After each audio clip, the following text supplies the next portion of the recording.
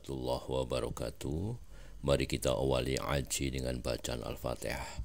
Bismillahirrahmanirrahim. Alhamdulillahirabbil alamin arrahmanirrahim maliki yaumiddin. Iyyaka na'budu wa iyyaka nasta'in ihdinas siratal mustaqim siratal ladzina an'amta 'alaihim ghairil maghdubi 'alaihim waladdallin amin. Raditu billahi rabbah wa bil islami dinna wa bi muhammadin nabiyya wa rasuluh. Rabbi zidni ilman warzuqni. Walhasil kemaluan sing ana ning donya, rasa malu dipermalukan ning donya iku luwih ringan timbang nanti kita dipermalukan ning mahsyar di depan umum. Jadi misalnya mau kaya ya contoh paling gampang tadi. Kowe hasud mbek wong ning donya iso mbok sembunyikan, nanti dipermalukan Allah ning akhirat karena kamu duwe rasa hasud. Apalagi kalau ngenteni jatuhe wong soleh, jatuhe wong alim, orang-orang yang berkontribusi terhadap agama iki. Terus ke hasud buat arep-arep jatuhe lego nanti dipermalukan di hari nopo kiamat. Luwih ngeri kalau kita punya dosa yang kita nanti dipermalukan di hari nopo kiamat. Wasali sute sing kaping 3 iku aya khofen to wedi sapa wong mingki bali setane sanging sisi setan. Ayub tilain to batalo sapa setan amal ing amale wong ai sholihat sing amal saleh. Amal saleh yang kita lakukan lama puluhan tahun. Ya mau misalnya kowe ngurmat yatim puluhan tahun ikhlas, tapi setelah dia jadi dokter atau jadi orang besar ketika lupa kamu terus kue getun karena ngamal sama seseorang yang nggak bisa balas jasa, berarti amal kamu itu dibatalkan. Mulane orang wong alim kecuali cuek karena tadi, tapi kadang masyarakat itu ya angel kandanan. Hampir semua orang alim itu nggak suka kenal santrinya, bukan karena nggak mau, bukan karena tadi sebetulnya ingin sebar mulang ya wes mulang, karena kalau kenal takutnya itu memanajemen atau ngatur-ngatur. Engko akhirnya terus kena gak dituruti, seakan-akan wong ngajine mbek aku kok gak nuruti aku. Sehingga banyak orang alim yang milih cuek itu.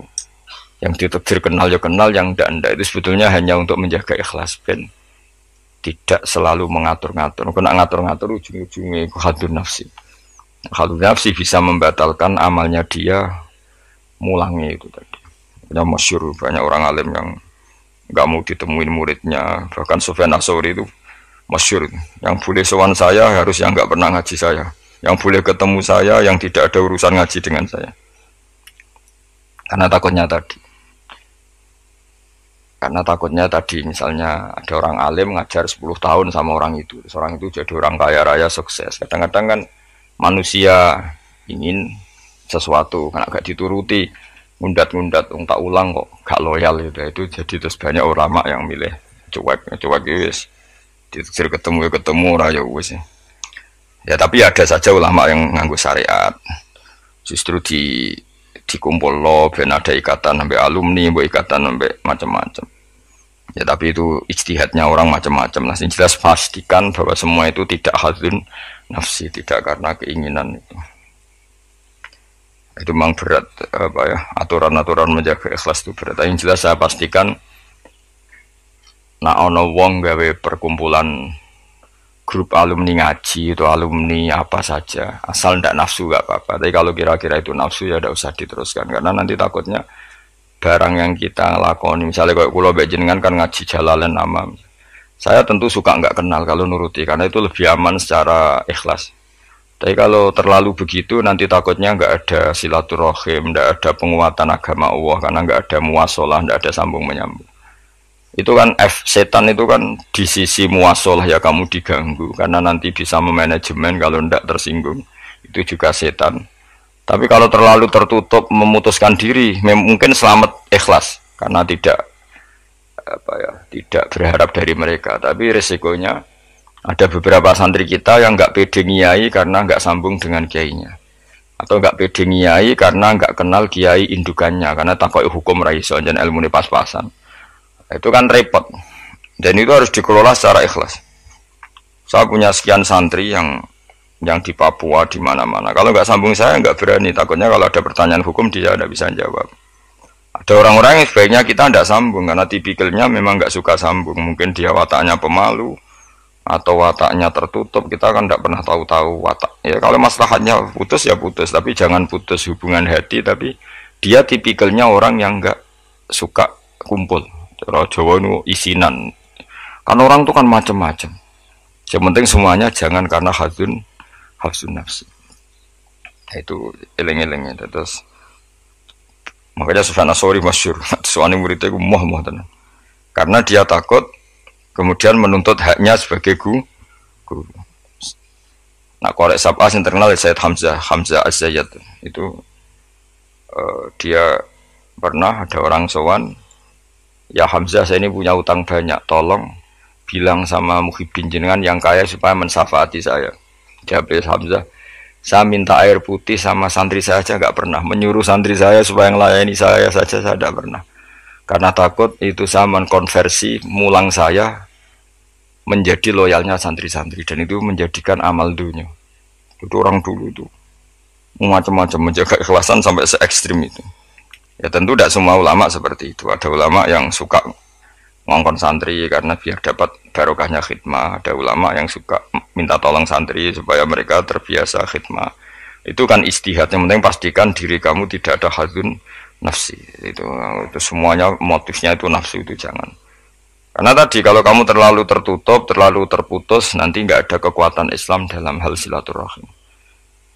Makanya dari Imam Ghazali ya tidak semua ulama kayak Hamzah Az-Zayyad, tidak semua ulama kayak Sufyan Ats-Tsauri.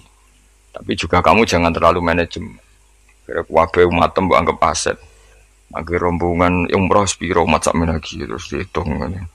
Terus kan ya terus repot semuanya diasetkan, apa? Semuanya diasetkan. Itu ya bahaya betul itu. Bukan bahaya pada dirinya dia, tapi juga bahaya bagi kelangsungan agama karena semuanya jadi materi, jadi aset, jadi itu. Ya sudah kita ngikuti aturannya Allah dan Rasul. Ya nak cara kula paling gampang ya wis alami wae, alami nak sing ditakdir Allah kenal ben kenal ora ya wis penting wis buan ngono kabeh. Ya sudah darhum sudah sementing tadi ikhlas. Cek kamu memilih tidak kenal ya yang niat ikhlas, milih kenal yang niatnya ikhlas. Semuanya semua itu tidak hadun nafsi. Yang jelas paling parah itu Sufyan Ats-Tsauri, masyhur. Saking masyhurnya sampai beliau tahu kecemplung sumur ning Arab itu kan sumure ya mesti rapati jero. Sumur. Kemudian dia gurunya Imam Syafi'i, gurunya ulama-ulama top. Siapa yang enggak kenal Sufyan Ats-Tsauri? Setiap ada yang menolong, kamu pernah ngaji saya, ya pernah. Siapa sih yang kawasan sini yang nggak pernah ngaji jenengan? Semuanya mau ditolong. Mereka khawatir nulungnya mereka itu sebagai imbalan tahu ngaji. Akhirnya ada muridnya yang pinter, ya rada kurang ajar tapi pinter. Golek wong bedui sing ora tau ngaji. Mereka ditulung sapa ora gelem. Akhirnya orang bedui ya rada jakali. Iku lho wong kecemplung sumur tulu bedui rono. Kamu ngaji ya? Ambek kowe ora kenal ngaji opo. Aja terus gelem ditulung mbek bedui. Mergo ora tau apa. Berarti wong iku nulung yo ikhlas, mergo ngerti ana kecemplung ditulung. Sufyan Ats-Tsauri ya gak perlu jadi kompensasi. Tahu ngaji sampai segitunya. Untuk paling ekstrim dalam bab itu tuh Sufyan Ats-Tsauri. Tapi wong ya keramat. Hamzah Az-Zayyad itu termasuk korek sab'ah dengan di antara qura sab'ah ada namanya Hamzah itu yo keramat. Kiai kok kakek manajemen santri ini gue serang arah keramat ya, tapi yo rapopo tapi serapati keramat ya karena tadi apa ya tetap lama-lama itu jadi hadun nafsi.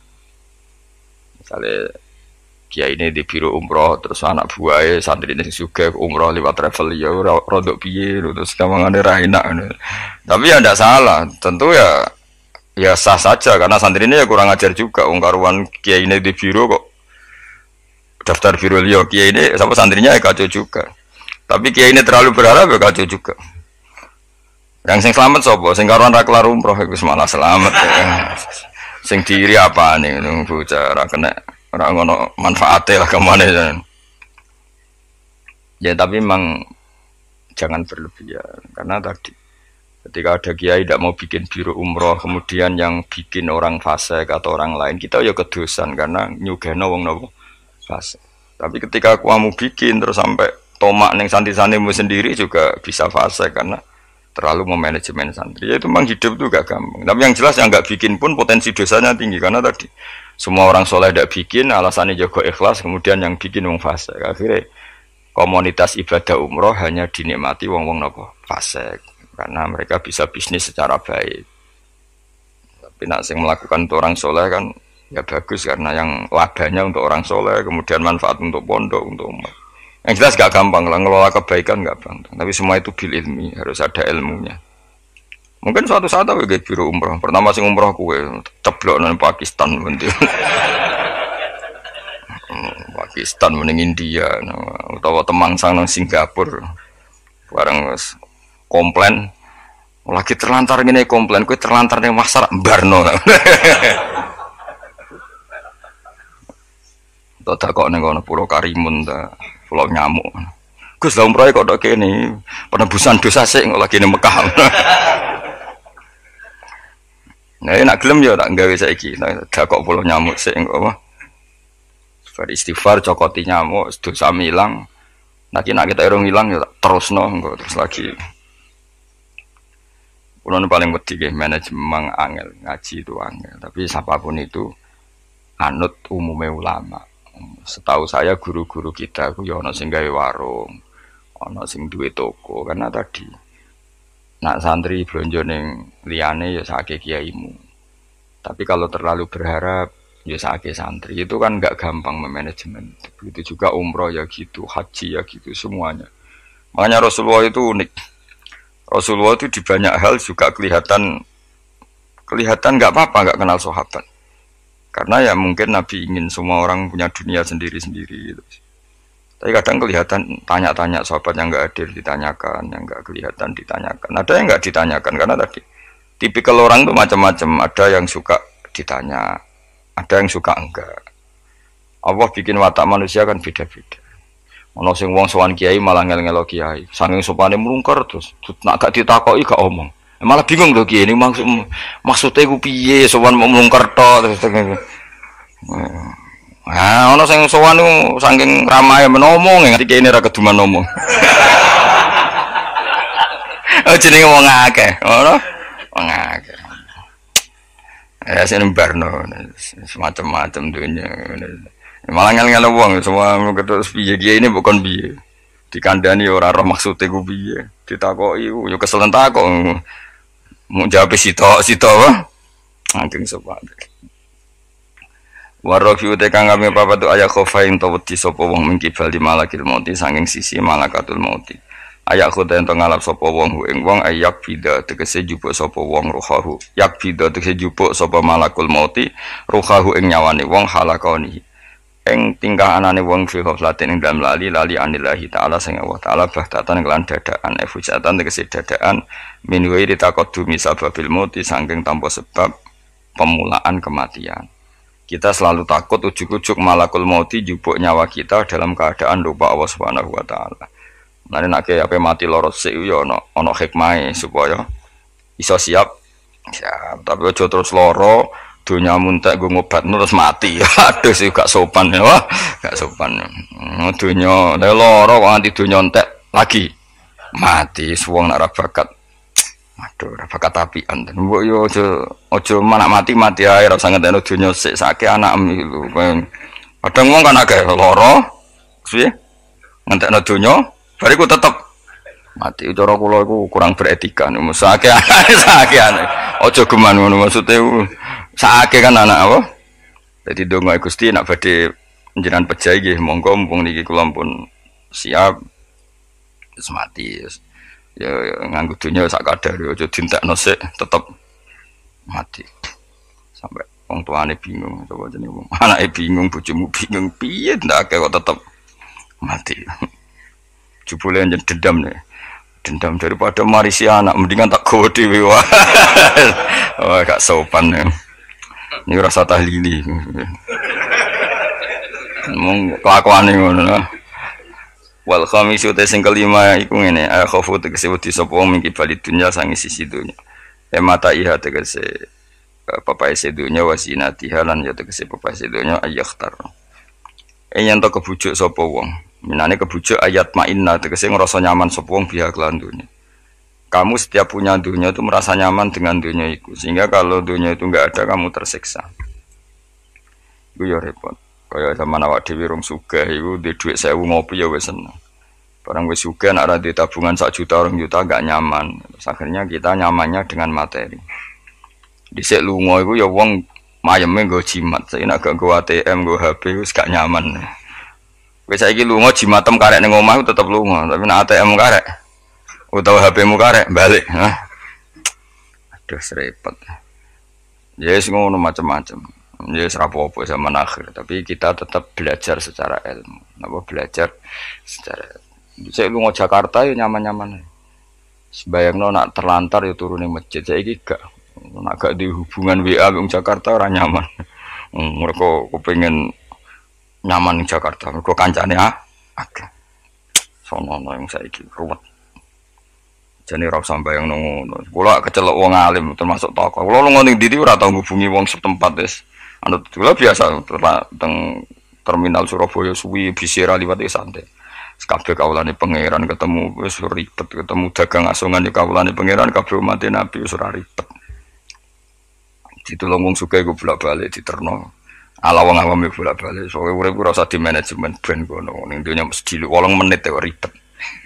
Jadi uripem iku umure donya mulai digawe nganti kiamat iku dinisbatno akhirat ana sing ngitung 8 menit. Iku mulai pertama donya digawe nganti dina kiamat.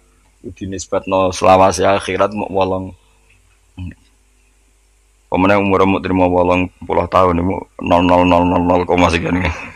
Ya ngono kok ben dihormati wong ben dijujuk wae ora penggawean ben.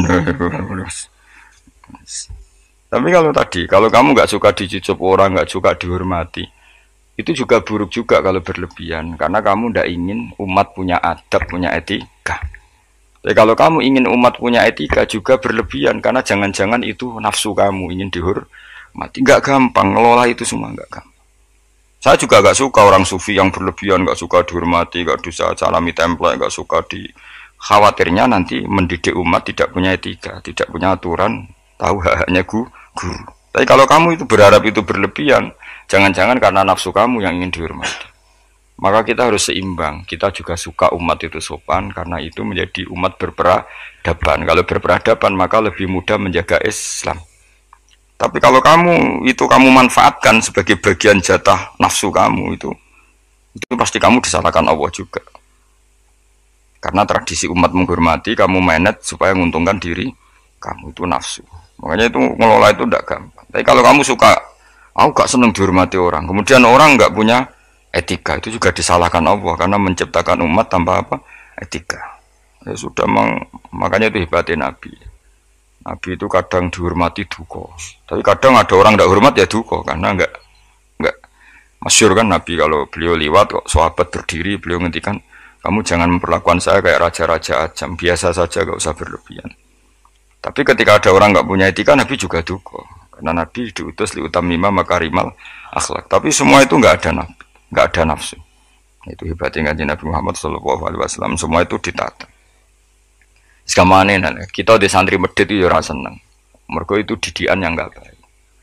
Tapi misalnya kowe berharap santri kulo mau dengan makna ngekei kowe, itu ya babnya ditomak. Napa babnya di tapi kalau membiarkan santri medit, kamu tidak tarbiyah. Medit adalah sifat yang dibenci Rasulullah, dan kamu membiarkan orang itu medit. Ya itu kita harus punya tadi ilmu lagi-lagi yang bisa mengelola itu semua apa? Ilmu. Wasa disutai kang kaping 6 juga aya khofayen to wedi sapa wong mingki balil ahli. Saking sisi keluarga wal iyali lan anak putu. Wahum utawi al ahli wal iyal iku man wong yamunu kang rumat sapa wong hum ing wong akeh. Dikatakan keluarga orang harus kamu rumat. Kamu harus punya ketakutan juga sama anak-anak kita, sama keluarga kita. Ayyash dakhila. Ingin to dadi sibuk sapa wong bihim mok kelawan ngurus keluarga. Soale kowe dia anak, wae prainan jaluk prainan, bojo blonjo mbok urusi terus kapan kowe eling pangeran. Tapi misalnya kira tau ngurusi blas malah kowe dianggap problem. Nah itu kan kita harus bisa ngelola itu. Misalnya kita jadi kiai, anak atau gue ajak liburan, nanti pasti dianggap gara-gara bapak mulang saya tidak pernah dijak hiburan. Akhirnya anak trauma jadi kiai, mereka reputasi kiai itu ora tahu napa hiburan. Tapi kalau kamu selalu liburan, ngaji kapan jadi kiai kamu? Nah, itu kan gak gampang ngelola itu. Tapi kalau ngaji terus sampai anak merambut jalan-jalan, nanti lama-lama anak kamu cara berpikir ngaji itu problem. Mulane kudu seimbang. Seimbang mesti hak anak-anak dolanan dituruti. Hak bojomu nek ngetro mulai bosen mbek kowe ya turuti. Kowe lagi mangkel, turuti ben mulai. Ora aku suwan ketemu mboke cerewet juga balik meneh. Dadi sing ngono. Mane donga di mertua cerewet ben bojomu ora kerasan ning omah. Susah lho di mertua apian karena kadang anak ini lebih nyaman dengan ibunya timbang sama suaminya. Jadi ono santri takok, "Gus, di mertua apian niku enak ta ora?" "Embuh karek kowe." Ternyata jawab, "Ra enak, Gus." "Kok iso?" Dekne kuwi sapian, kancaku wis sapian. Tapi wong tuane mertuane luwih apian. Sehingga anake tetep nyaman ning omah timbang mbek bojone. Akhire ndonga ya Allah mertuaku muga rapian. Ternyata baru kayak rapian niku anak iku nyaman mbek bojone. Mergo ning omah luwih ganas. Enak ndi mertua apian apa rapian aja. Bahaya mertua apian. Maksudnya mau terus bojomu nyaman ning omah. Ning omah esuk wis dikai sarapan, dikai uang jalan, wis semua aja. Ning gonem mangane ra jelas, sarapane ra jelas. Akhire minggat. Tapi nak wong tuane iki cerewet juga. Anake teko. Wis omah kok mulai. Ngono anut bojomu. Karena alhamdulillah. Iki cerita kanca kula. Terus kedua iku dekne didonga elek. Ini kisah nyata. Dekne tahu mantu tunggal itu sewayang mertuane. Wong kanca kula akrab. Sewayang. Padahal bocah iku ora tau duwe dhuwit. Kanca kula niku ora disenengi rezeki. Ketoke ora di hubungan baik sama malaikat Mikail. Wis jenenge rezeki gak seneng. Jenenge di dhuwit tak kei. Jala wong roh dekne iki ora kepengin ngekeki. Kula ngekeki dekne maksa asline ora kepengin mergo wis ngerti nak Mikail gak pati berkenan mung. Tapi sering tak kei dhuwit. Dungane ku elek ra karuan. Dia pertama ora tau donga. Suwe-suwe iku dia adik ayu, adik IP-ne ku ayu, dirabi wong sugih. Oh tamat dene riwayat. Kok mertuane terus wayang mbek mantu sing anyar. Mantu anyar ku ngajakno mertuane ngumprono ndekne ku. Akhire mertuane ku, "Ya Allah, bodoh kula Gusti di mertua, di mantu melarat. Saiki bodoh di mantu sugih." Ngenes langsung lara. Jadi diantara kadang ono masalah itu kita tidak pernah ngira. Ya mau pas mantu tunggal gak di rival terus boleh ono mantu pendatang jebule iki luwe prospek. Iku yo mahjubno wong akeh. Jadi tidak semua kebaikan mendatangkan berkah ya. Padahal mantu sing anyar ya wong apik. Ya wong apik dene sugih mertuane diumrohno terus dikai dhuwit kan ya apik. Tapi iki terus ngenes terus. Mahjub terus dianggap problem malah terus. Ya ki meledi mertua apian apa ora? Nah, apian resikone bojo kamu lebih nyaman kalau pulang. Wis ben ngono kersane pangeran wis anut bagiane pangeran wis iku tampa napa. Yang jelas keluarga itu jangan menyibukkan kamu ang zikrillah sange eling Allah taala wa antaati lan sange taat ning Allah. Wal maqalatu sadisati ku analien karo mawa aja anahu qol man desapane wong jamaah ngumpul sapa man sitat akhisolen ing 6 hal. Lam yadak mongko ora ninggal sapa man lam yatruk mongko tegese ora ninggal sapa man dul jannati maring swarga matloban ing golekan mesti golekan. Dia tidak meninggalkan sesuatu yang menjadikan dia perlu nyari surga wala anari mahruman. Lan ora sangin rokok mahruban enggon melayu. Jadi gampangane orang yang melakukan 6 hal ini dia sudah gak perlu nyari-nyari cara masuk surga dan gak perlu nyari-nyari cara menghindar dari neraka. Artinya dia sudah memenuhi kualifikasi untuk masuk surga. Hadis citatu tege utai 6 iku mafatihul jannati iku kuncine swarga wa maghaliqun nari lan dadekno gemboke neraka. Jadi kalau kamu melakukan 6 hal ini, berarti kowe entuk kunci untuk masuk surga dan minangka kowe wis ngunci neraka. Dadi neraka ora ana dalan kanggo kowe, mergo semuanya terkunci. Awaluha. Makanya ini hebatnya Ibnu Hajar Al-Asqalani yang Sayyidina Umar cerita semuanya misteri. Ridane Allah misteri, sukhtuwa misteri.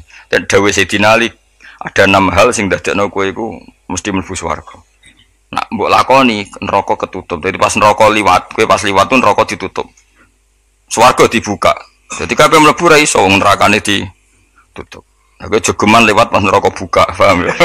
Tak warai trike, oh jogeman lewat pas neraka. Nah, pas kowe liwat itu kita bukaan kabeh, bahaya ngono apa? Bahaya. Ya jadi kudu duwe mafatihul jannah wa maghaliqun nar, wa mafatihul jannah wa maghaliqun nar. Jadi kita duwe kunci go buka swarga. Ya duwe carane ngunci, nutup neraka. Dadi kan mesti liwat neraka Mas. Rumang samu swarga gak liwat neraka sik iku bahaya nak bukaan niku. Bahaya. Ya kena takok.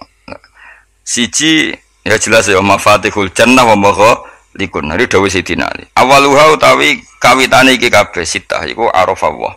Ngerti sapa wong Allah taala, ngerti bi annahu mulane ngaji. Kelan sak temne Allah khaliqu sing gawe ndekne wa raziquhu lan sumaringi rezeki ndekne wa mukhihi lan sing uripno ndekne wa mumitu lan sematene. Kita harus ma'rifatullah bahwa Allah itu zat yang super bagi kita. Karena dia pencipta kita, dia pemberi rezeki kita, yang menghidupi kita. Oh, ta'alluq mbek Allah luar biasa. Setiap saat kita ingat bahwa zat terpenting dalam hidup kita adalah Allah. Cara meneling duit ATM eling opo iku. Eling Allah. Iku pertama kunci sing dadekno swarga kebuka, neraka ketutup. Jadi nanti jalur yang kamu lewati neraka ketutup. Swarga kebuka. Jadi pas kowe mlaku saenakmu dhewe lah ora ngara ceblok wong ketutup. Tapi nak bukaan wah resiko ngono. Sause roh pangeran fa ata'a mengkono ati sapa wong ku ing Allah fa wafaqahu mengko nyocoki sapa wong ku ing Allah fi awamirihi lan boro-boro perintah Allah. Yes, kenal Allah dengan semestinya kemudian mentaati Allah. Nomor loro wa arafalan kenal sapa wong asetona ing setan. Ngerti bi anahu lan sak temene setan aduhu musuhe wong fa asahu mengko durakani sapa wong ing setan ay khalafa. Tegese nyulayani sapa wong amrohu ing perintah setan. Dia kenal setan kemudian menjauhi setan. Ora kenal malah terus akrab iku ka. Wa arafalan kenal sapa wong al akhirata ing akhirat bi anahu lan sak temene akhirat darul baqa omah keabadian fatola bah. Mongko golek sapa wong hak ing akhirat bisti dadi zati kelan nyediakno sangu lah maring akhirat. Wa arafalan ngerti sapa wong adunya ing donya bi ana kan satene donya faniyatun rusak. Wa ana lan satene donya darul mamari mo omah guliwatan tok. Mengerti nak donya mau liwatan tok farofado mongko buang sapa wong hak ing donya etaro katekse buang sapa wong hak ing donya. Walam yakhut lan ora ngalap sapa wong menyang ing donya illa bi qadri zati kecuali kelan kadar sangune wong lil akhirati krana akhirat.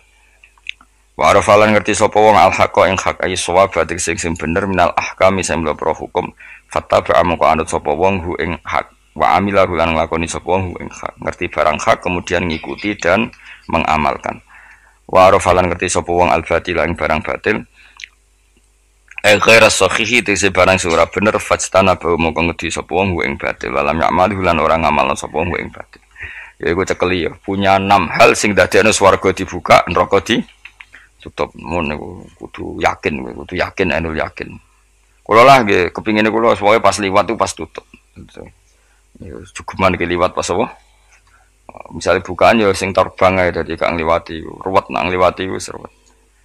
Wal maqalatu sabiatu tema kala kang kaping 7 iku kala dawuh sapa aliyun karma wajah iku ngene. Kala aliyun karma wajah wa finus khotin wa kala Umar radhiyallahu anhu. Iki kula yakin nggih didhawuhna Sayyidina Ali, nggih didhawuhna Sayyidina Umar karena ini konsensusnya sahabat. Saulang iki konsensusnya sahabat. Meskipun sanad kita kebetulan yang ngendikan tuh Umar atau Ali, tapi sebetulnya ini kebenaran konsensus. An-ni'amu te pira-pira nikmat ya azamu hati tegese te gede-gedene nikmat iku sitatu asya ana 6 pira-pira perkara. Siji al-islamu Islam. Nikmat terbesar kita itu Islam. Dan ini harus kita tanamkan sehingga kowe ning dunya ora dipangkat ora di dunya biasa wae asal duwe napa Islam. Wal Qur'anu lan di Qur'an. Wong kudu diapalan Qur'an ya wa duha wa yasin apa saja. Paling ndak punya pegangan-pegangan dan prinsip hidup. Jogeman wong ra diapalan Qur'an. Misalnya kaya kula sebagai wong alim misalnya. Iku kampanye ilmu, guling-gilingan nak Qur'an iku ngendikan ilmu. Bahkan Allah mengkampanyakan dirinya, mengenalkan dirinya Ar-Rahman wa 'allamal Qur'an. Utai Allah iku zat sing mulang Quran. Terus kita iku mulang Quran tenanan. Wong Allah sing karuan zat terbaik, terkuat ngutus kekasih orang terbaik yaitu Rasulullah sallallahu alaihi wasallam iku nyifatine iku allamal Quran. Wong sing mulang Quran, zat sing mulang Quran. Man kuwi seneng mulang tafsir usen. Ben wong ngerti Quran. Meskipun kita tahu kita ya potensi salah. Tapi kan lumayan.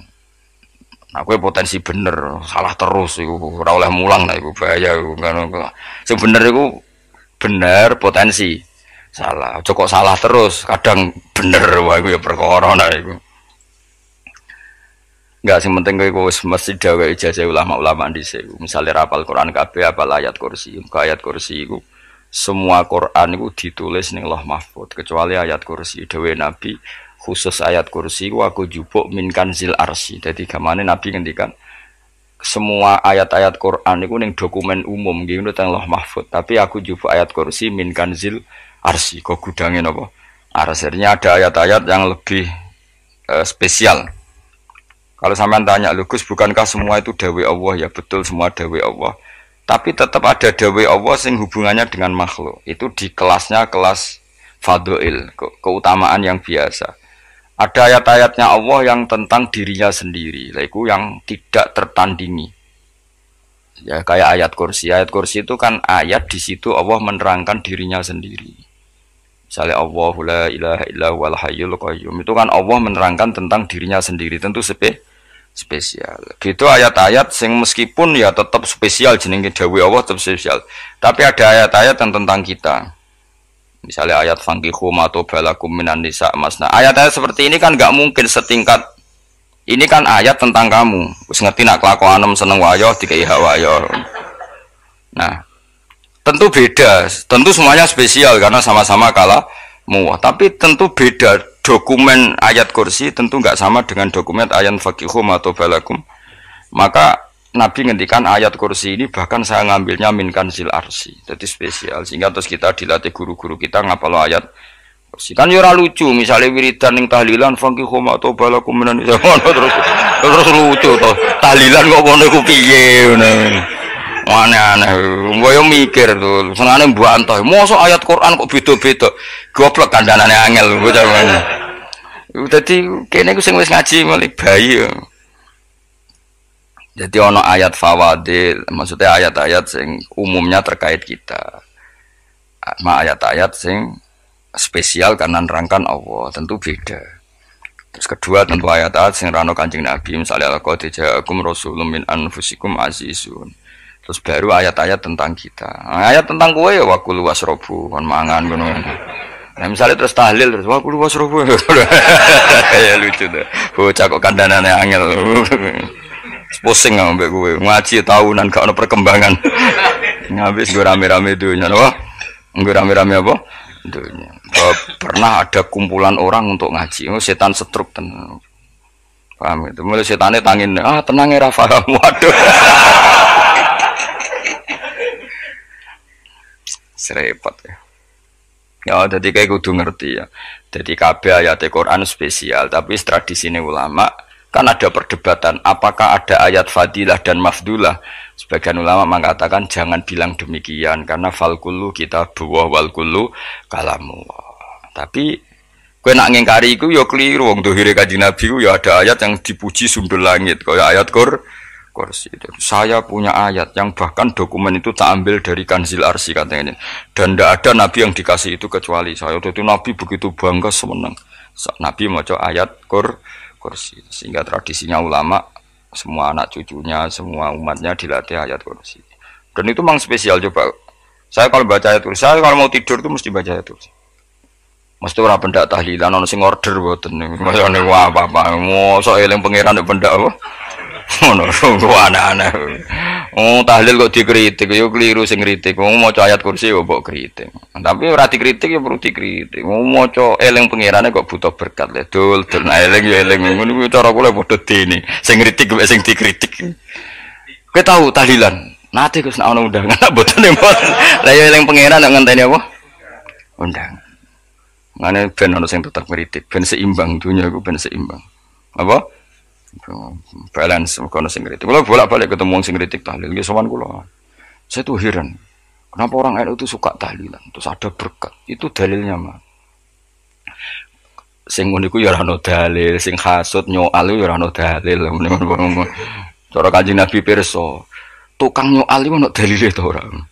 Ya ndak ada. Ya wis ora menengae sebenarnya ketemu pangeran. Sebenarnya ketemu pangeran cocokan di sing bener. Nah, yang jelas nek sing tukang tahlil ditakoki pangeran. Kita eling aku nanti Gusti nak wonten undangan.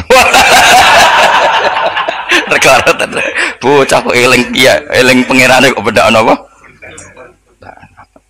Tapi misalnya kayak kundangan ora kundangan blas ditakoki pangeran diundang tonggo kok ora teko. Mergo wedi bid'ah misalnya. Tapi nekani tonggo ya perintah Kanjeng. Ya sudah nggak cocokan ae ora usah debat saiki nggak apa. Cocokan ae. Tapi nak cocokan mbek aku ora ketemu. Wong sing nyoal ning ijene mahsyar aku wis ning swarga. Ketemu lah, ketemu ning swarga nak cocokan.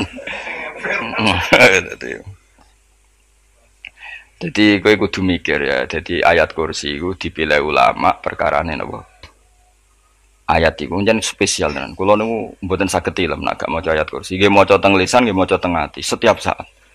Mergo rumangsa kok pancen luar biasa. Allahu ta Allah iku Allahu la ilaha illa huwal hayyul qayyum. Al hayyu zat sing urip. Mergo sing gampang bedakno Allah mbek Nabi Isa, ambek berhala, ambek semuanya yang disembah selain Allah adalah kehidupan. Kita gampangane tau ngidolakno Isa kaya apa, tapi akhirnya kecewa nak dianggap pangeran. Mergo nyatane cara mereka pun Isa mati di salib. Utawa cara Islam Isa iku diangkat. Di itu objek. Apapun hebatnya Isa diangkat. Diposisikan di langit di. Kerennya apa? Jenenge di itu objek. Berarti yang keren adalah subjeknya, yaitu Allah Subhanahu wa Ta'ala. Terus kita ini sebagai orang tuh punya ketakutan. Nak pangeran mati ku piye? Nak kowe mati kan gak punya akibat apa-apa. Srengenge tetap baik-baik saja. Sistem falak galaksi baik-baik saja. Sistem alam baik-baik saja. Wong sing mati kowe. Bayangno nak sing mati pangeran. Maka ketakutan seorang mukmin adalah apa? Punya Tuhan yang mati. Kemudian itu diobati bahwa Tuhan kamu itu Tuhan sing aman, al-hayyu sing selalu hidup. Kemudian disifati lagi al-qayyum. Apa artinya hidup kalau bergantung orang lain, bergantung makhluk lain? Itu gak keren, karena bergantung itu gak keren. Al-qayyum, yang Allah itu zat yang berdiri sendiri. Oh, itu kan terus sempurna. Lu kan maca ayat kursi sempurna. Bejane Gusti kula maca ayat kursi. Kowe ora maca iku kasihate mbahmu. Bocah kok. Oh, bocah ora bakat wali. Teke wis elek. Kabeh dimaterekno. Kasihate opo nek maca ayat kursi? Kasihate mbahmu ngono. Jimat ya seneng. Ora seneng. Maksudnya ku, tapi mbok gedhingi teman-teman yo ora oleh njen rezekine kadol jimat kebi. Sing iso ngatur rezekine wong sapa? Wis keben, muga disepuro pangeran. Ra disepuro ora apa-apa, kelakuan kok ngono iku piye. Wis terserah pangeran ae. Jadi Allahu la ilaha illa huwal hayyul qayyum. Kemudian setelah hidup itu bisa saja gak peduli kita karena pas ngantuk atau pas tidur. Terus disifati la ta'khuduhu sinatu walanam. Dan zat yang hidup itu tidak pernah ngantuk, tidak pernah tidur. Akhirnya kita ini nyaman punya Tuhan yang spesial yaitu hidup dan berdiri sendiri, tidak ngantuk, tidak tidur. Terus budi lahu ma fis samawati wa ma fil ardh. Ya, dan miliknya Allah semua yang ada di langit dan bumi. Keren. Kita ini butuh air, butuh apa saja. Dan itu milik Allah. Coba kalau milik manusia. Sama nak loro ning rumah sakit itu, oksigen larang ngono. Padahal kowe nak loro, oksigen di mana-mana gak tahu bah. Jadi kita seneng. Alam raya milik Allah kita seneng. Karena alam ini milik zat yang gak butuh alam raya sehingga kita yang pakai. Allah bikin air, Allah gak butuh minum. Allah bikin padi gak butuh makan. Dia bikin semuanya untuk kita. Padahal itu kita ada ikut punya. Akhirnya seneng mbek pangeran. Cek apike jenengan Gusti gawe ra melok nganggo. Sing nganggo kita-kita ini. Coba aku ora roh gawe rokok gunane apa ora roh. Ya gunane pekerjaan Gus, menyerap tenaga. Ya wis saurip-uripmu. Sementing kowe roh gunane rokok. Paham nggih? Roh gunane rokok roh carane mandorot kanggo kowe. Dadi padha roe lah sementing. Ya apa-apa tapi. Kulo seneng mbek guyone kiai-kiai. Pancen ora ana wong pinter guyon kaya kiai. Wis. Kulo winekani acara resepsi teng Kudus teng keluarga sarang keluargane Lek Lukman. Sing ngisi Habib Umar Mutahar. Seneng. Jadi guyonane ning kiai-kiai ora wis kiai-kiai kabeh termasuk Habib Umar. Ada orang kiai rokok. Ini cerita anekdot. Ada kiai rokok. Rokokan ngarepe dokter. Pak Yai, kalau rokok terus nanti kalau mati gimana? Gampang, saya bawa korek. Sing kiai niku maksudnya iku nak mau rokok terus mari mati. Kiai ini yang ngerti maksudnya dokter ngono. Tenang dok, sama si bawa korek. Maksudnya nak rokok mati gak ada Jumat. Jadi gak sambung apa? Nak guyonane Habib Umar, saya sering membaca bahayanya rokok. Saya baca itu. Setelah baca, saya berhenti membaca. Wangan pikirannya setelah membaca bahaya rokok berhenti rokok. Saya sering baca buku atau apa tentang bahayanya rokok. Setelah saya tahu berhenti membaca. Wong spesial, seneng kalau niku bisa nikmati ya seneng putune Rasulullah, ya seneng guyon. Jadi seneng itu gak kudu mewah, apa? Lah kowe seneng ngenteni di Alphard malah kesel to. Wah, jadi kalau nu di grup kata lah, kiai sing seneng guyon, sing sering